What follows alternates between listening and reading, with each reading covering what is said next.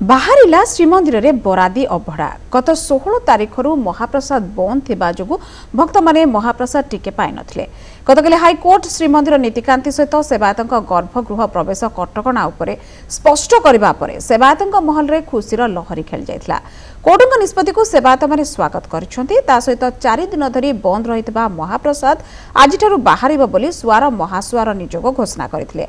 तबे आज अभड़ा पाइबा परे भक्त माने निजर खुशी जाहिर करछंती।